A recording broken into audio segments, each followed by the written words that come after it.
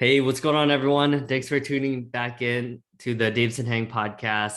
We're at episode 136 now with Tony Nguyen, who's the founder and executive director at the American Young Leader Exchange, and you're based in the Bay Area. Yeah, excited to have you here. Excited to be here. Yeah, so I love your mission. You said it's to empower American high schoolers to become transformational leaders through a semester-long one-for-one domestic exchange student and scholarship program. And I know last time we chatted. Oh, and thanks for connecting us, Evan Baum. He's awesome. He's one of my dudes. And then ironically, I just met someone who knows Evan through like Greek life, Lambda Phi Epsilon. I don't know if you're familiar with that, but we were both my mentee who was paired up with me from the Society of Asians in Sales and Customer Success, like knows Evan as well. But yeah, it's just a small world how you meet people and like you have mutual connections. But yeah. Huh. Yeah. There's eventually you're gonna run into an overlap. You're like, oh, that's amazing, and you're like, yeah, where it's something I constantly think about. Social networks. Yeah. Right. Yeah, especially for what you do, right? It's like when you're a founder, an executive director, it's all about that those relationships you cultivate and yeah, so I appreciate what you're doing, and I'm glad I'm happy to be able to share a little bit more, spread the word and help you along in your mission as well. Yeah, no, I really appreciate it. Yeah, to I guess it's our mission statement is very dense. So if it'll probably help folks if I parse it out a little bit. Yeah, our mission is to develop and foster transformational leaders, ones who are familiar and exposed to the many diverse voices of American culture. Quite often, most commonly, you understand what we know about international exchanges, right?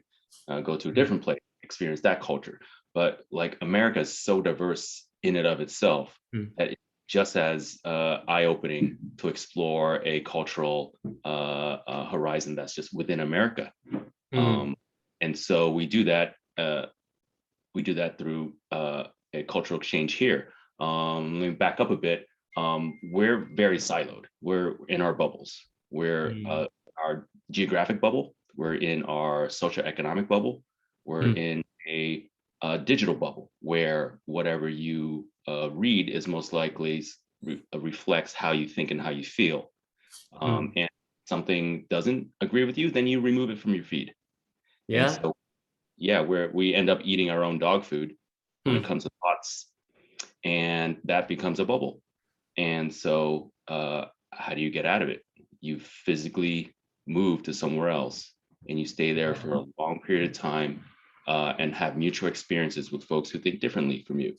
And that's our program. On top of that, we also provide communication workshops in order to give the kids, sophomores and juniors, tools in order to fully understand and process their new environment. They'll get tools as like active listening, conflict resolution, and as well as an overview of like, these are the cultural regions of America. You got the Yankee region in the Northeast, and you have the Deep South, and you have the far left West, and they have fundamental values that are different. And to better understand that your experience, you're like, oh, this is why people think the way they do. They have underlying values about community individualism or community endeavors. And so, yeah, so you have workshops before, you have the exchange itself, and then you have coaching, where you have coaching one-on-one. Every 2 weeks, you'll check in with the coach and they'll help you process your experiences on top of your host family. One thing I did mention is that the exchange is 1-for-1.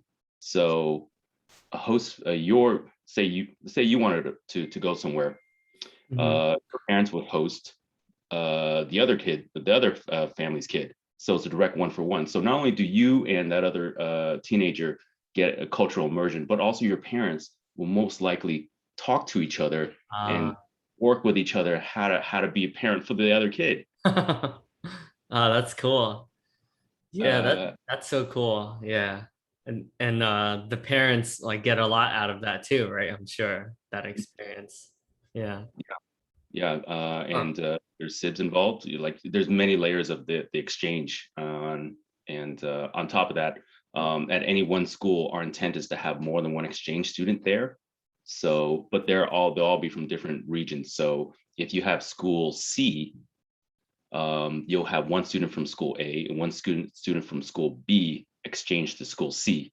And so, one, they can be each other's support network, and two, Ah, we won't have two school A kids go to school C because then they'll right, just lean on each other and be each other's buddy. Like, no, right. lean on school B kid, and Huh. there's another layer of exchange. That's smart. Yeah, because you know they're the A and the B is gonna be really close because they are going through the same exact thing pretty much. So Hmm. that's cool. And then you have exposure to another culture of whoever B is that is probably different than A. So then you get it's like all three, it's like a win-win-win. Yeah. Right, right, right. Yeah. Or Uh, Nguyen, Nguyen. I would like that jokes always cracks me up. I'm like, yep. Where uh the wind jokes.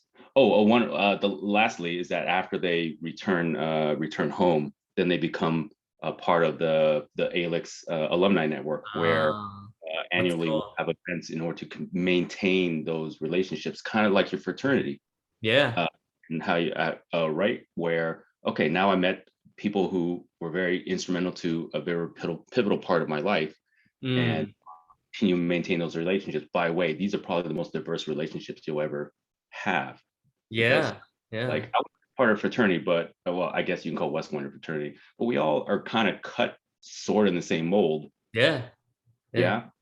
Yeah. So like this one's, yeah, would be the teenagers like most diverse network, but it's at the same time you had a mutual experience, Mm. shared experience that really connects you at that Yeah. level.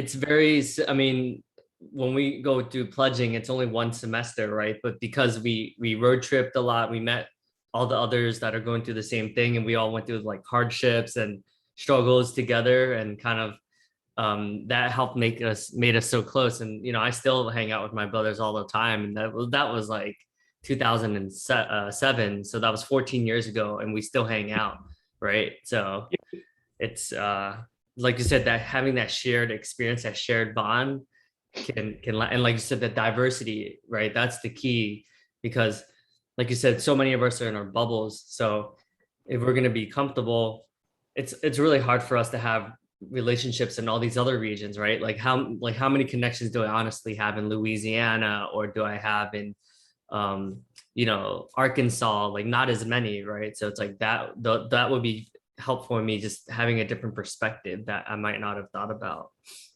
Exactly.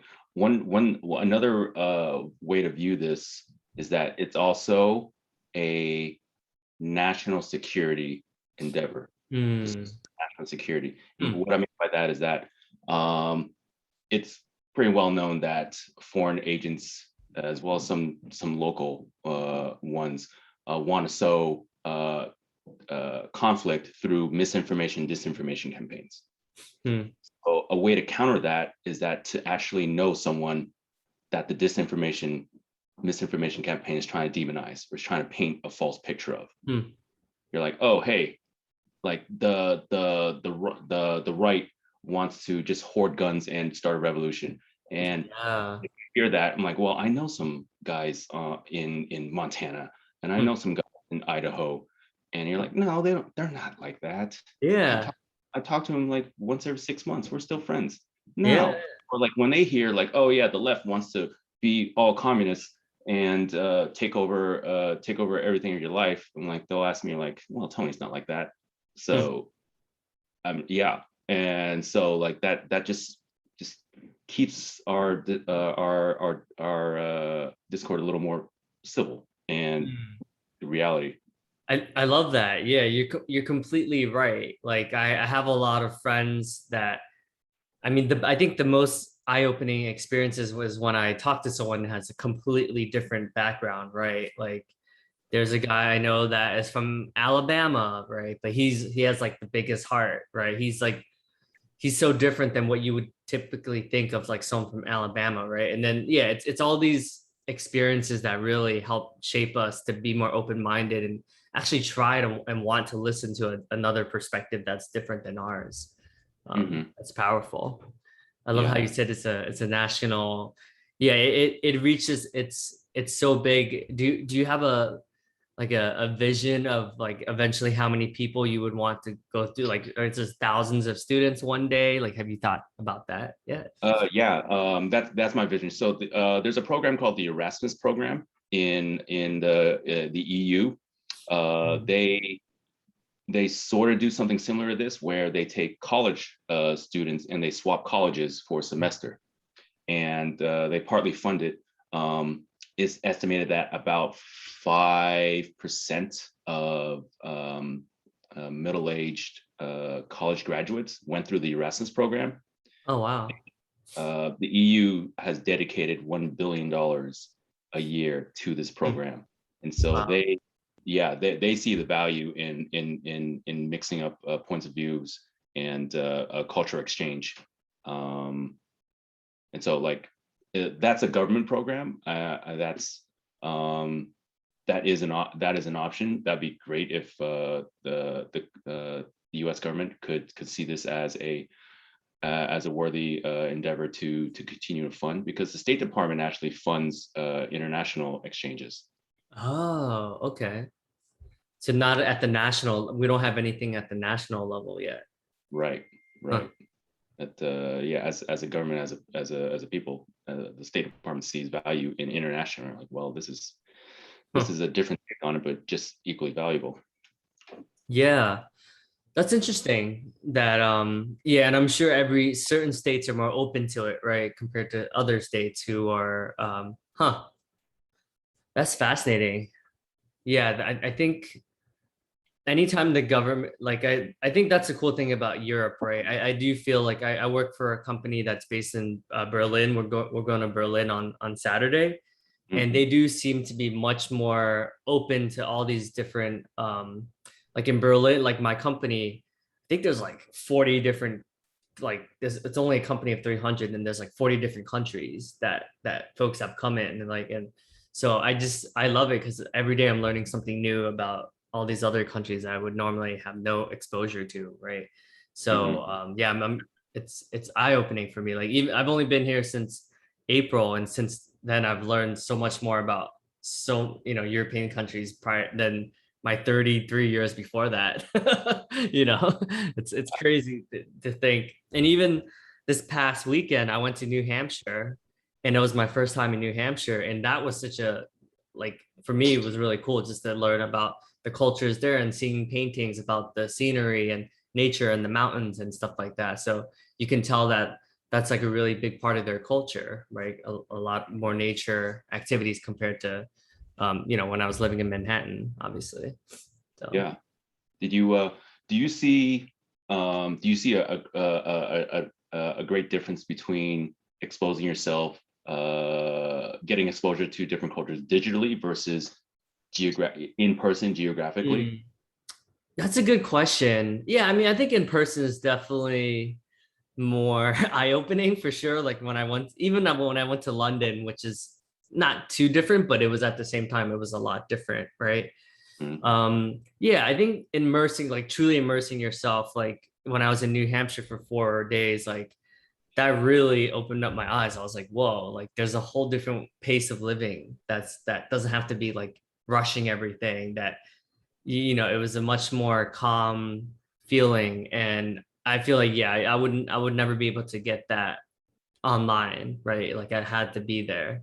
Um, yeah, it's a weird world we live in now where everything's so digital. So we get like a very filtered lens on how we look at things, Right. Yeah, and that's interesting you mentioned that. Like because everything's so readily accessible, we think we Hmm. know everything, or we think we can learn about something digitally. Like, oh, I don't know about that. I can quickly learn about that.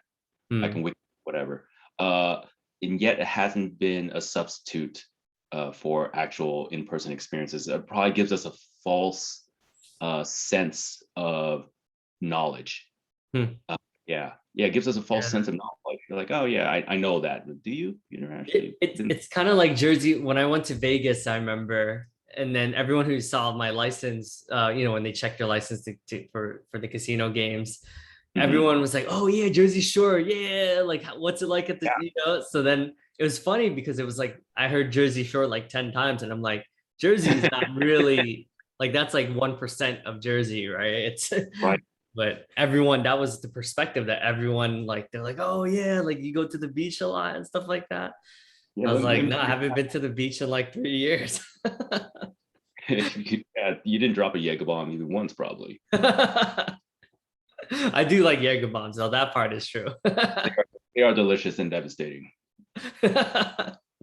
They're all the things. Ugh, I got shivers.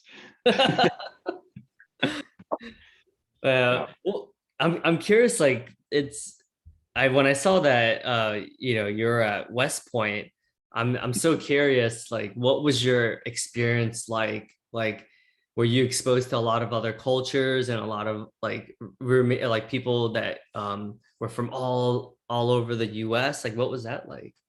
Absolutely.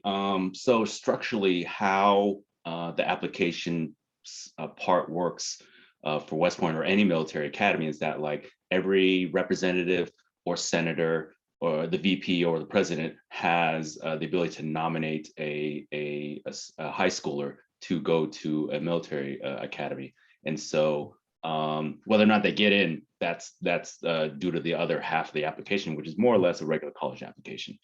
And so there's some diversity, state diversity baked into the system. And so Oh. you're going to get a sampling of teenagers, cadets from every state, ideally. I mean, you can have, there's some parts where it can fail there. Like any one class could maybe not have enough qualified applicants from the Tennessee, for example. But in general, you're going to have some diversity baked in. And yeah, it's you're definitely when you're there, I think it's with any military service, whether it's West Point or just you're enlisted, which I also did. Mm. You'll you're into a system. You have a mutual experience. You're taught like, hey, here's some shared values you should have, and here's some activities that you should do to you should do quote together in order to bond and better yourself. And through those, you realize like, hey, I'm not that different from this person. Well, I am different, but we're still fundamentally the same because we're both here doing something together and constructive. So you definitely build bonds, and you figure out how to work with each other. I thought about this maybe just a week ago, where a lot of folks call for national service, and I think the last time we really had one was like either Vietnam or going farther back, World War II, where you had everyone, not everyone, but a large portion of America, mostly the boys then, pull together, do national service, and then you have diversity baked into that, exposure to different cultures. And so like we don't have the draft anymore, and we don't have a world war in order to do that. So like, all right, how do you get that? How do you get that exposure? And so like I see ALYX as like, oh, here's another way to expose kids to different places and different cultures.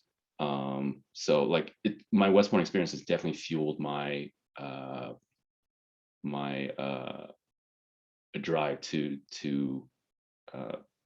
start ALYX really. Mm. The other thing that I noticed is that in the military, or even any time you have a system that exposes kids to different types of kids, you need a process in order to help them communicate with each other, Mm. right?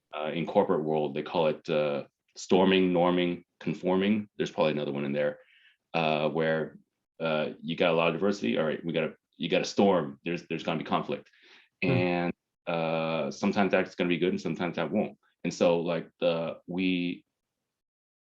we push for leadership and communication workshops because, hey, that doesn't have to be full of conflict, and that doesn't have to be have negative outcomes. Given the right communication tools, that could be a great process.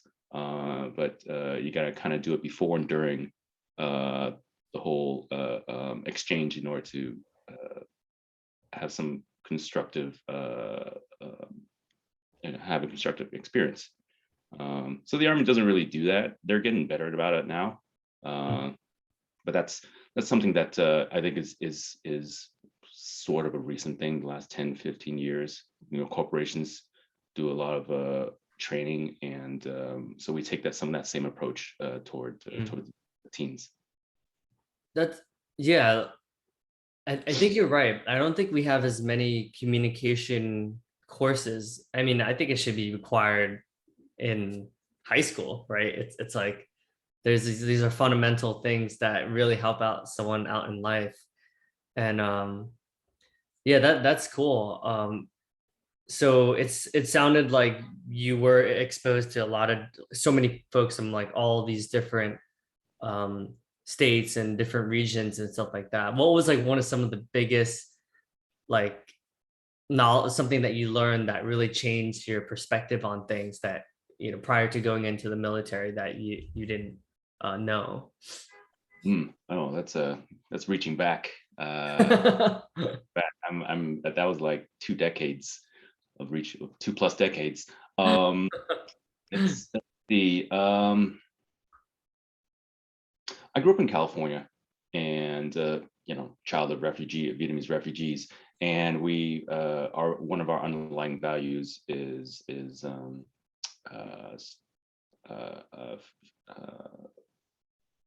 family, adherence to family. Family is better. Family is above individual, or community is sometimes above individual. And going to West Point and meeting other folks, realize like, what, maybe that's not the underlining. Let me back up. Even a better story. My deployment to Iraq. We had some cultural classes before, and one of the most interesting facts I remember is that like in Iraqi culture, the value of youth is less. In American culture and Western culture, we value youth. The youth says a young person has the promise of infinite promise. They have innocence, and we should value them over the elderly. That's kind of like a thing that we don't really speak about. And in Iraqi culture, it's the opposite.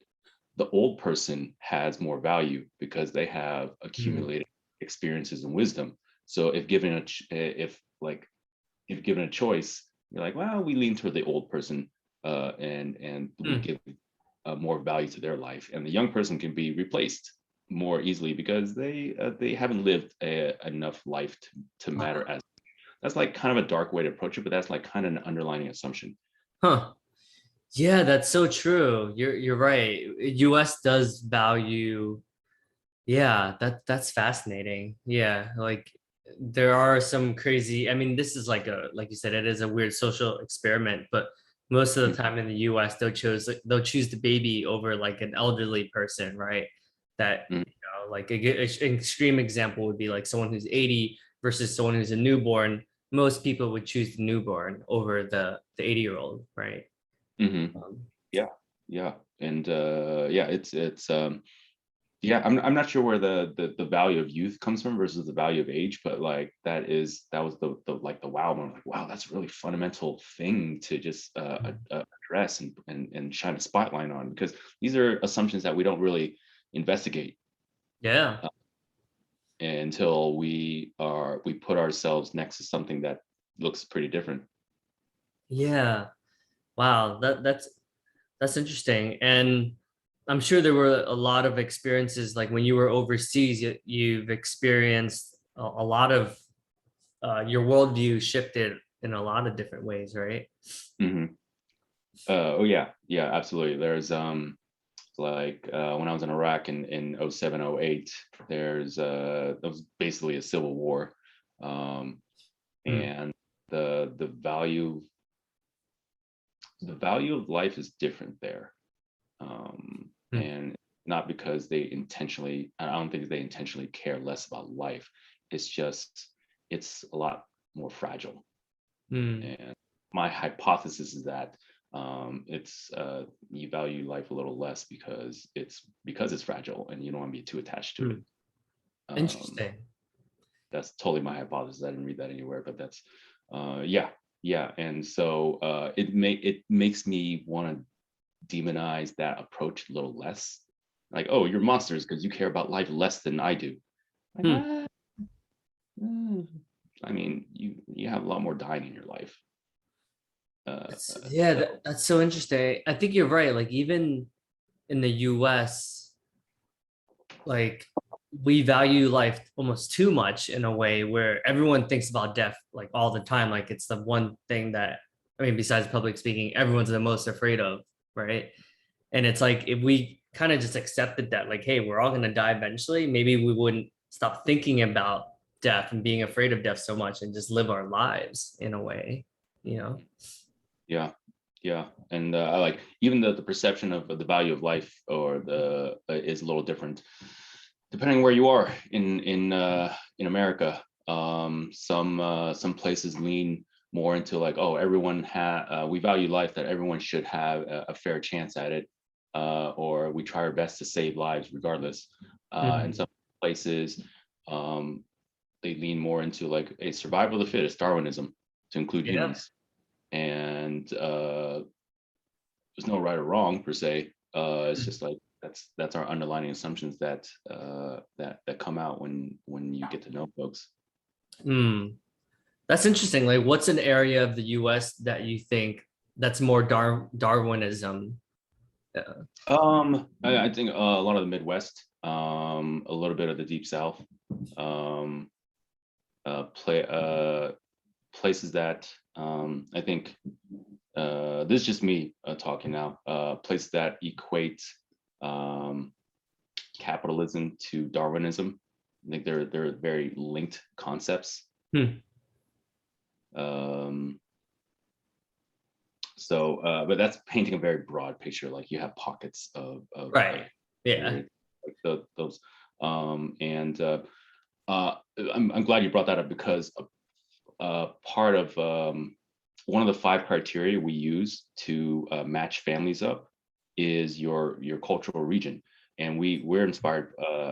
ALYX was inspired by the book called American Nations by Colin Woodward, where he identified 11 sub-American nations of North America, Mm.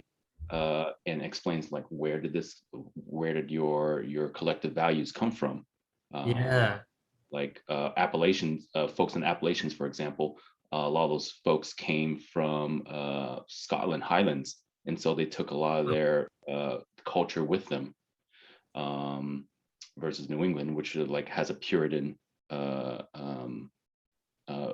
upbringing, and so that hasn't changed. So like your cultural regions is one factor we use to mix up the kids, the teens. The other one is your socioeconomic background, your religion, your Mm. ethnicity, and your community type, urban, rural, suburban, farm. Mm. Need to change some of those criteria when you exchange, not all of them.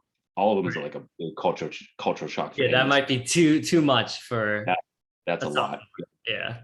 Um, Working with other exchange folks from other programs, we're going to go with their learning is that you probably want to change about 2, max 3 of those factors, but not all 5. Yeah. I Yeah, could see that because it'd be so much of a shock that they might want to come back earlier. Like they might not want to stick out the whole semester. hmm yeah, Yeah. yep, Yeah. precise. And you're like, that's not the intent at all. Exposure, but not total cultural shock where you can't even function because you're just totally like, in a foreign land. Yeah, with Yeah. that's too much. I think there's a certain breed of folks. I definitely noticed like anyone that has done any exchange program. There, I Mhm. mean, I wonder if it's like nurture versus nature, but I do know some folks that like every year they move to somewhere else, right? And they're totally cool with it. Like they're just, that they're just very adaptive. And then I know folks like, you know, my wife, for instance, like she would never want to like move that many times. Like that would be exhausting for her, right? Mm. So I Yeah, think some people like really love it and they invite that. And then some folks, maybe every like 4 or 5 years, right? But not every year. yeah, yeah. Our ALYX is fun. One of our principles is curiosity, um, where we look for host families and students. We're part of the same family. That have that quality, curiosity, because Mm, curiosity is what will enable you to process and thrive and really observe and learn about your new surroundings. And mm. so the the number one thing we look for beyond grades, beyond recommendations, it is that quality that we look for. Whether or not we can foster it, that's a tough one. But in our application process, in the interview process, that's what we look for. Mm. Uh, are you curious? If you're curious, then you can open up your own doors. Yeah, I think even curiosity is a skill that some of us lose when we graduate from college or when we get into the professional workforce, right?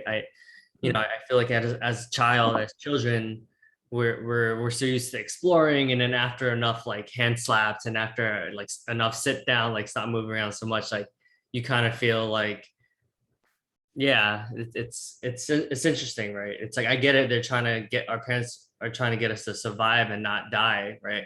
But after Mhm. a while, you kind of we get complacent and yeah, I think sometimes we lose a sense of curiosity the older we get. That's really interesting. Yeah, like curiosity.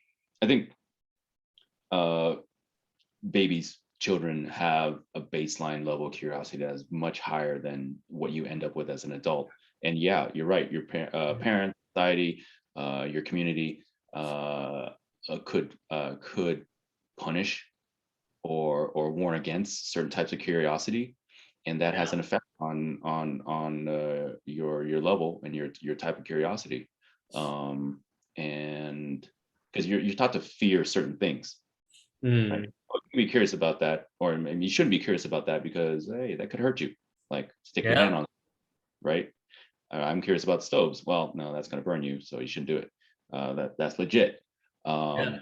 That mentality could expand into other types of curiosity. That's yeah, could be detrimental. So like, I don't know if you can refoster curiosity after in an adult or in a teen. Not sure. Um, but that's really interesting. Hmm.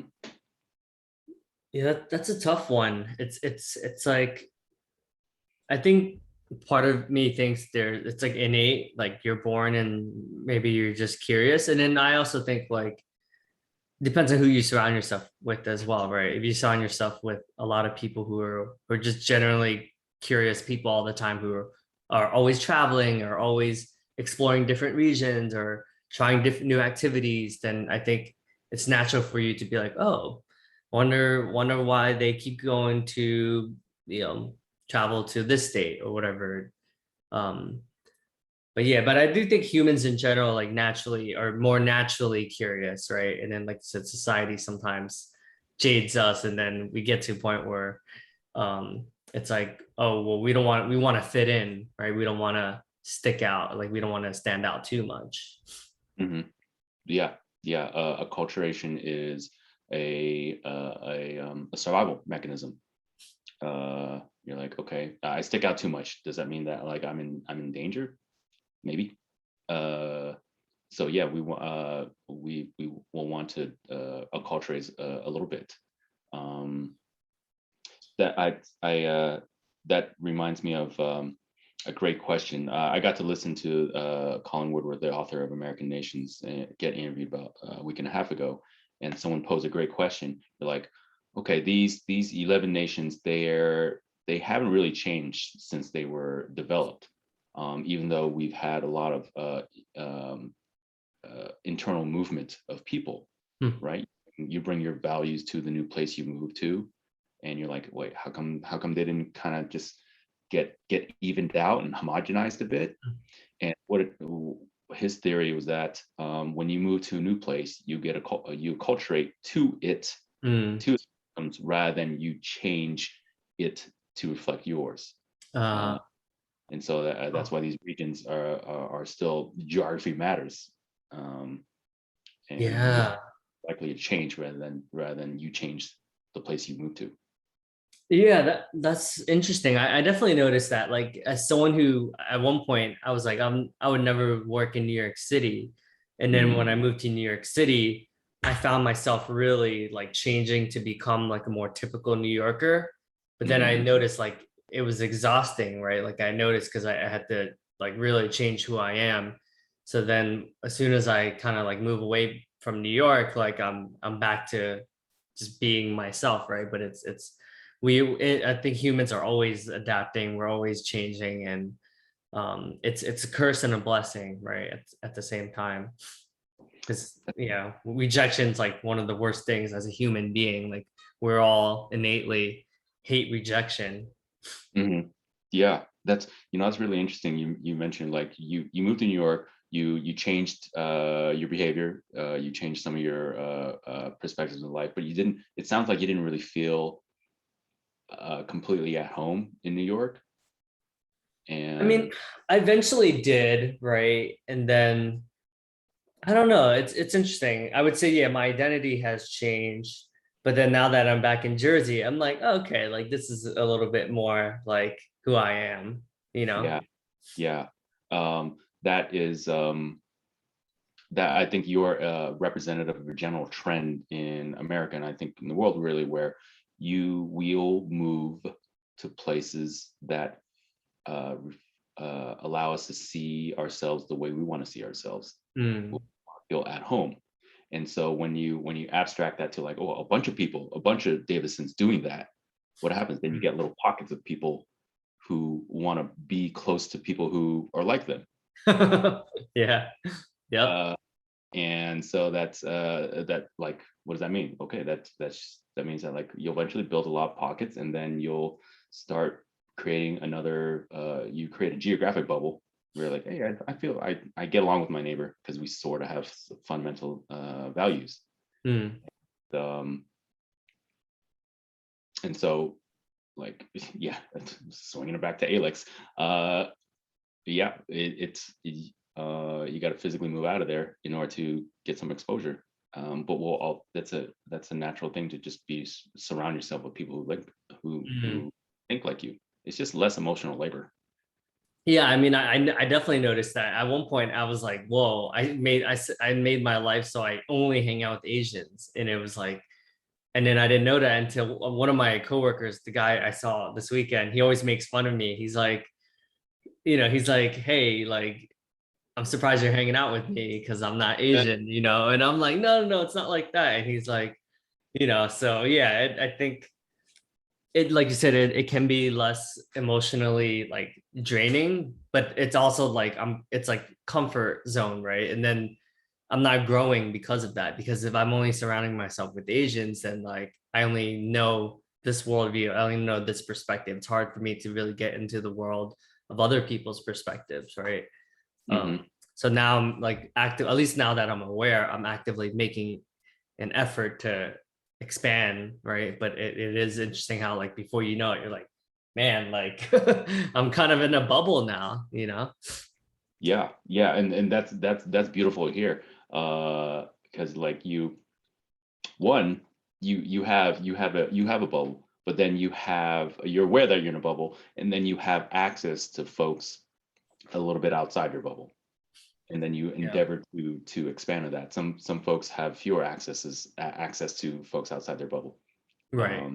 because you're um, yeah, and I lost train of thought, but yeah, that's pretty cool. And Yeah, you're aware. and then the tech bubble too, right? I'm like Mhm. in this tech bubble now, and I'm like, man, like we keep forgetting not the whole world is about tech, but because we're in tech, like it's really hard for us to see the other perspectives, right? Non-tech people. Like I remember like during the pandemic, because we were tech, we were just on computers, so like we felt very safe, right?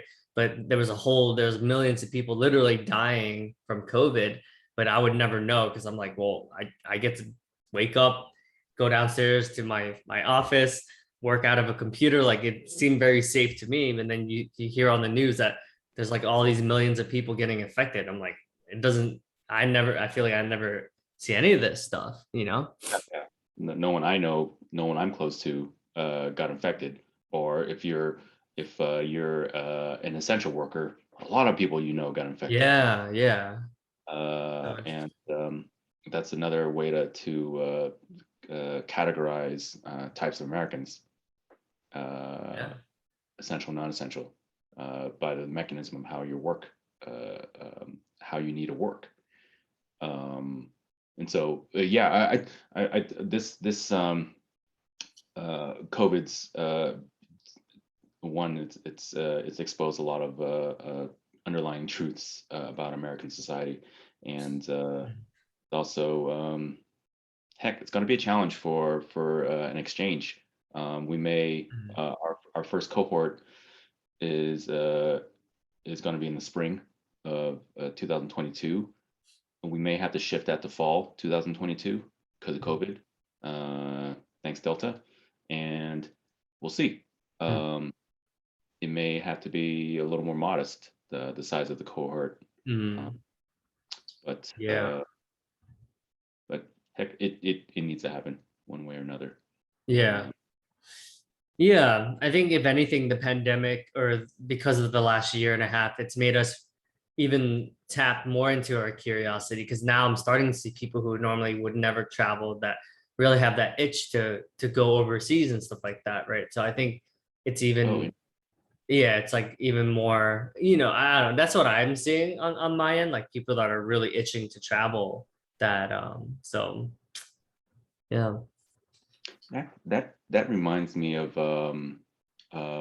what I think humans have a fundamental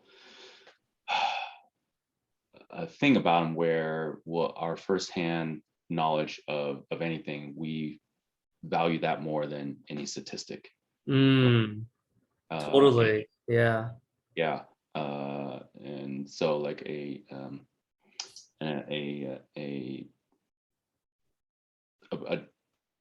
a direct, yeah, knowledge of firsthand knowledge of anyone experiencing all the need to travel, for example, you're like, yeah. So I when we think that, you're like, oh yeah, that's part of a bigger trend, right?